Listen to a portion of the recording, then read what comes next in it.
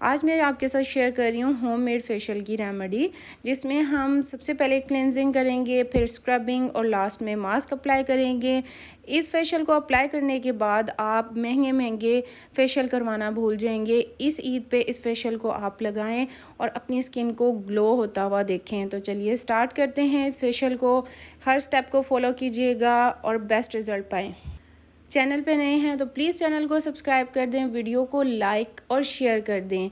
इन 3 steps को follow करते हुए, इन 3 मास्क को अप्लाई करते हुए हम करेंगे अपनी स्किन को बहुत ज़्यादा ग्लोई और वाइट। तो सबसे पहले हमने क्या करना है, एक खाली बाउल ले लेना है, साफ़ बर्तन हो, इसमें 1 चम्मच हम लेंगे बेसन का और नेक्स्ट हम इसमें ऐड करेंगे पिंच ऑफ हल्दी।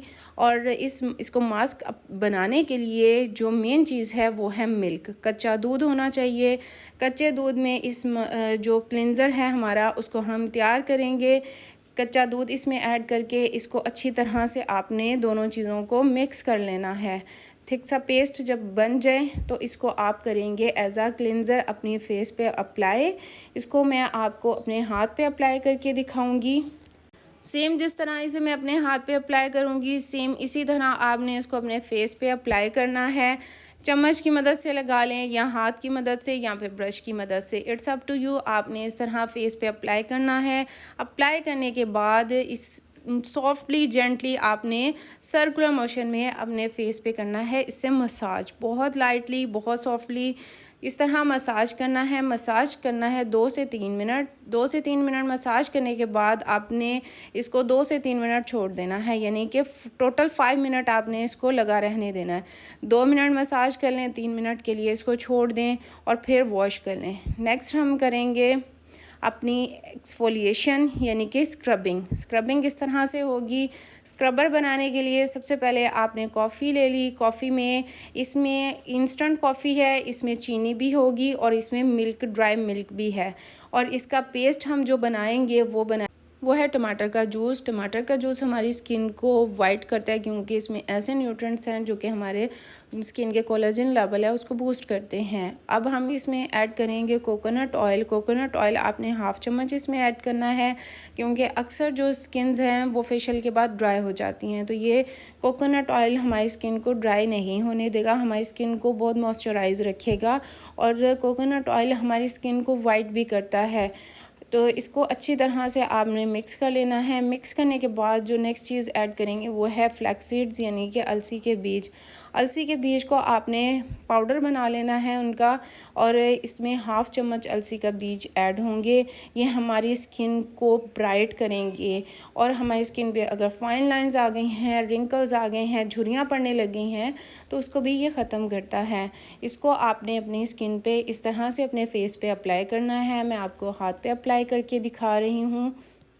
ये स्क्रबर आपकी स्किन पे जितनी भी फाइन लाइंस पड़ने लगी हैं, जितनी भी आपके स्किन पे डार्क स्पॉट्स हो गए हैं, उसको रिड्यूस करेगा, उसको ख़त्म करेगा, आपकी स्किन को इंस्टेंटली ब्राइट करेगा। तो इसको आपने क्या करना है, इस तरह अप्लाई करने के बाद 2 से 3 मिनट आपने अपने फेस पे लगा रहने देना है। उसके बाद हाफ जो स्लाइस था टमाटर का, उससे आपने अपने फेस पे करनी है इस तरह सर्कुलर मोशन में स्क्रबिंग या मसाजिंग, इसको जो भी आप कह लें।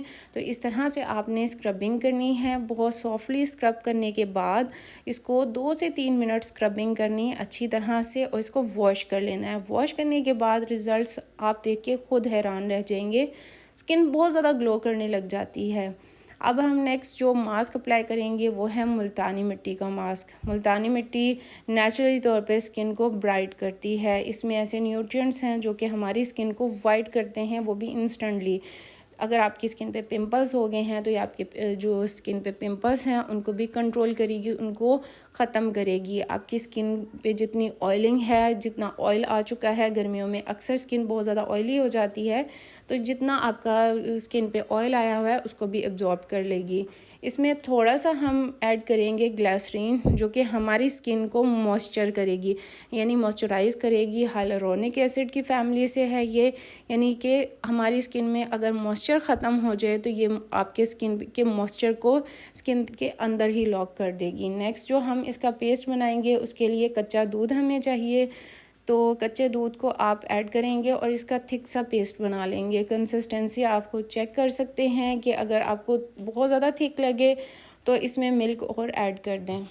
ये मास्क आपको इंस्टेंटली ब्राइट करेगा। आपकी स्किन पे पिंपल्स हो गए हैं, गर्मी दाने हो गए हैं, तो उसको भी इंस्टेंटली आपकी स्किन से ख़त्म करेगा। जितनी आपकी स्किन पे ऑयलिंग है, जो ऑयली स्किन वाले हैं वो इसको डेली स्किन केयर रूटीन में अपने शामिल करें। इस मास्क को रात में बेशक अप्लाई कर लें या सुबह अर्ली मॉर्निंग, सुबह उठते साथ ही अपने फेस को अच्छी तरह से क्लीन करने के बाद इस मास्क को अप्लाई करें तो आपको सारा दिन आपकी स्किन पे ऑयल नहीं आएगा।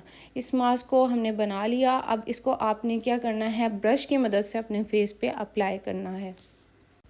इस तरह से आपने ब्रश की मदद से अपने फेस पे अच्छी तरह से इसकी फुल कवरेज करनी है ताकि आप के जो फेस है वो इससे कवर हो जाए। इसको आप गर्दन पे भी अप्लाई करें। जब भी आप स्क्रबिंग, क्लेंजिंग या फिर कोई भी मास्क अप्लाई करें तो उसको अपनी गर्दन पे ज़रूर लगाया करें ताकि आपका कलर टोन जो है वो सेम रहे।